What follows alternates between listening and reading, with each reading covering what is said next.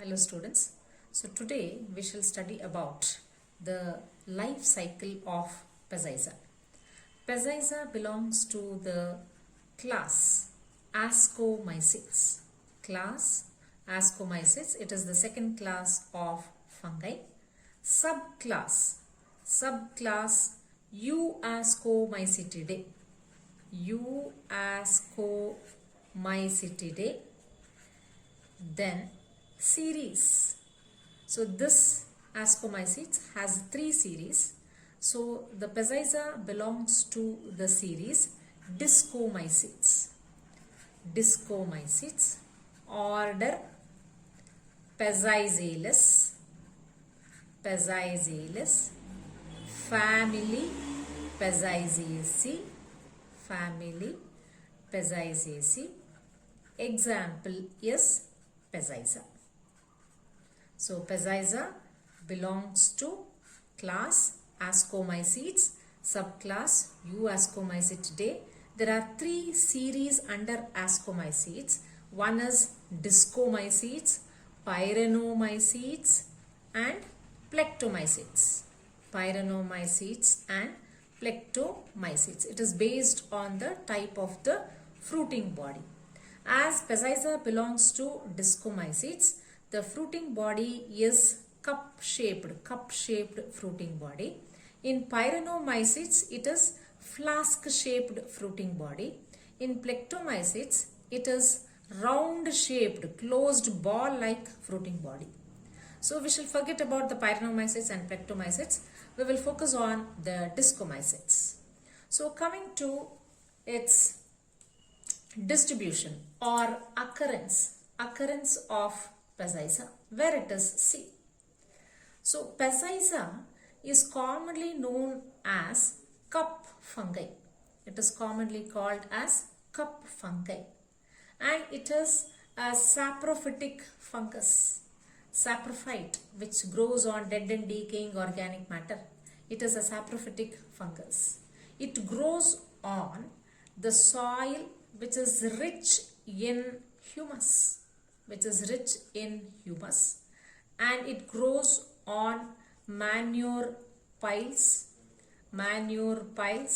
It grows on animal dung, and of course it also grows on decaying wood. So on these substratum, it grows as a saprophytes. So it can be seen externally by the formation of this fruiting body,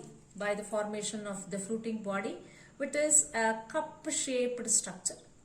So this cup-shaped structure, it grows from the mycelium. So these are the fruiting bodies of the Peziza. So this fruiting body, it arises from a cup-shaped. It is a cup-shaped structure. It arises from the mycelium. So by seeing this, you can make out that the Peziza is growing on the substratum. So it looks like this. It is a cup-shaped structure. So coming to the vegetative, the plant body or the vegetative structure. So as you all know, the fungi is made up of, the plant body of fungi is made up of mycelium. So mycelium is nothing but a collection, a group of hyphae. So this mycelium in Peziza, it is highly branched. And it ramifies in the sense it spreads throughout the substratum. So the hyphae is septate here. So it is like this. It is highly branched structure. So it is septate. Septate means it is provided with the cross walls and it has a single nucleus. So it is called as uninucleate. So the plant body is called as the mycelium. Mycelium is nothing but a collection of hyphae. So this mycelium, it is highly branched and it spreads over the substratum. So each hyphae is septate and uninucleate. So this is about the vegetative structure. So now let us study about the reproduction.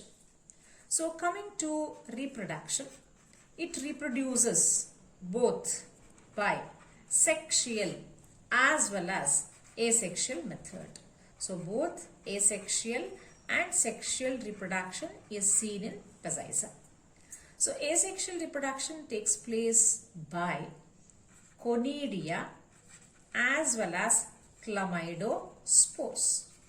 So these conidia, they are born on an erect, elongated structure, specialized structure, which is called as conidiophore. So this conidia, it germinates and it produces a new mycelium. Similarly, chlamydospores, these are thick-walled spores.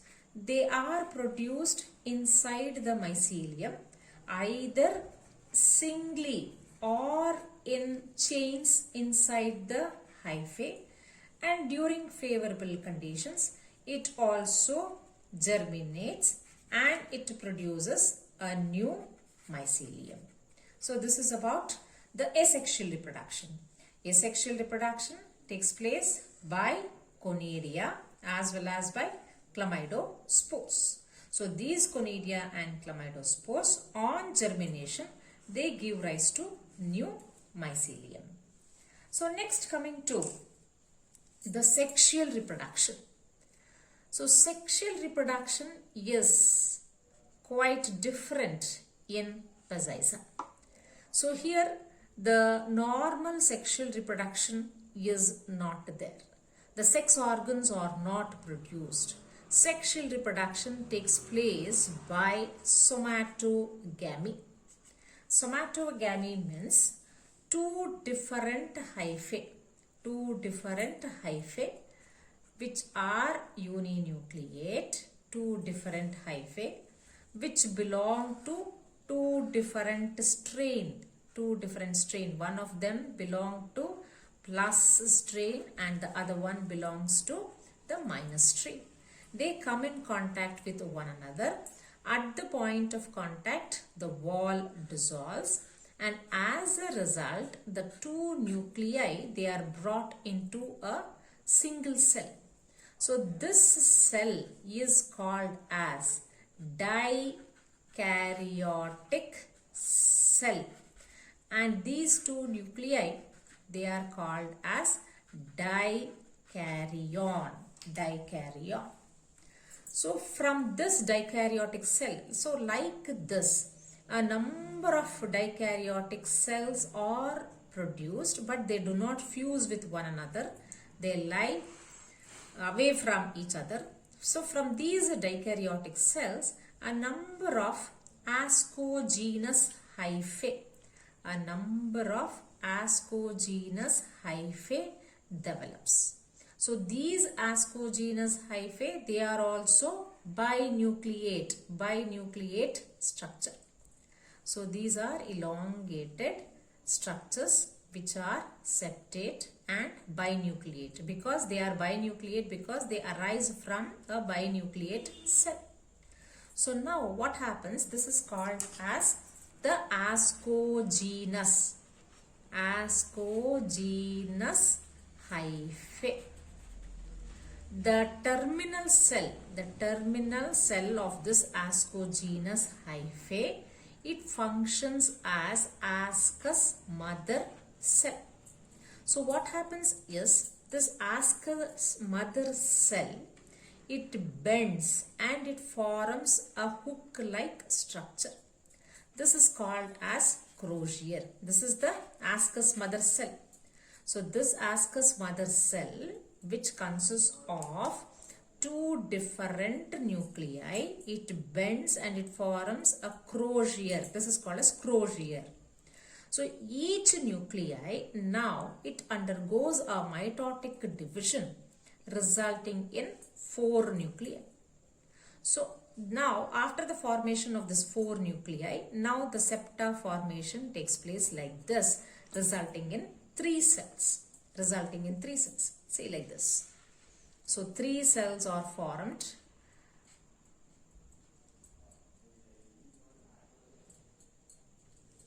So this is called as these 3 cells, they are called as, see, that this cell is called as the terminal cell, and this cell is called as the penultimate cell, and this is called as the basal cell. The terminal cell, penultimate cell, and the basal cell. Terminal cell is uninucleate, penultimate cell is binucleate, and the basal cell is uninucleate. So from this penultimate cell, the ascus, the plural is asci arises. These asci they are elongated cylindrical structures which arises from the hyphae, and now these two nuclei, it fuse with one another, resulting in the formation of the synkaryon. So now it undergoes meiosis, resulting in 4 nuclei. These 4 nuclei, again it undergoes one mitotic division, resulting in 8 nuclei. So these 8 nuclei, now it gets transformed into 8 ascospores. So these ascospores, they are produced inside the asci. So these are ascospores. So meanwhile, all other hyphae, the surrounding hyphae, the ascogenous hyphae, the terminal cell, the basal cell, all these cells together, they grow and they form a cup-shaped fruiting body, which is called as apothecium.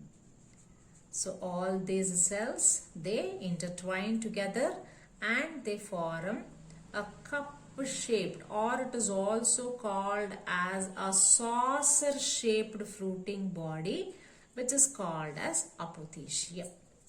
So this apothecium, it has 3 regions. First one is hymenium. Second one is hypothecium. Third one is excipulum. It has 3 regions. So what is this hymenium? Hymenium is nothing but the first layer where you see the formation of the asci, inside which you see the formation of 8 ascospores, and these asci, they are intermingled with the sterile hyphae.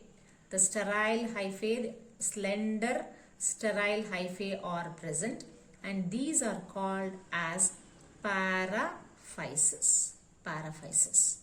And this layer is called as hymenium.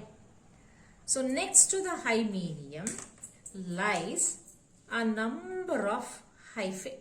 It is also called as subhymenium, or it is also called as hypothecium, from which the asci and the ascospore arises. And the remaining portion, so remaining portion of the hyphae, the remaining portion of the apothecium consists of intertwined or loosely arranged hyphae, which is called as excipulum. This is the excipulum. So these apothecium, or the fruiting body, it may be the size of this fruiting body, it may be 2 centimeters, or it may be more than 2 centimeters. It may have a stalk like this, or stalk may be absent. And the color of this fruiting body, it may be dull in color, or it is brightly colored structure. So this is the structure of the fruiting body. So next we shall study the life cycle of Peziza. So now let us study the life cycle of Peziza. So first we shall study the Peziza mycelium. It starts with the vegetative fruiting body, the mycelium. So this mycelium, it reproduces both asexually as well as sexually. So asexual reproduction takes place either by conidia or by chlamydospores. So these conidia or chlamydospores, they germinate. So on germination, they again produces a new mycelium. So this is about asexual reproduction. So coming to the sexual reproduction. So sexual reproduction, what happens is, it takes place by the formation of somatogamy, where two different hyphae which belong to two different strains, they come in contact with one another, and both the nuclei, they lie in a cell, and it is called as somatogamy. So next is, so during somatogamy what happens? Pairing of the nuclei, which is called as the dikaryon. Pairing of the nuclei, N plus N, takes place. So the cell is called as dikaryotic cell. So from the dikaryotic cell, ascogenous hyphae develops, and from this ascogenous hyphae, the ascus mother cell is seen, which is also a haploid. So from this ascus mother cell, ascus arises. So this is 2N. This ascus produces the fruiting body, which is called as apothecium. In the apothecium, we see the formation of ascospores, and these ascospores, they come out from the asci, and it germinates and it produces a new mycelium. So this is about the sexual reproduction that takes place in Peziza. So thank you for hearing my lecture. Thank you.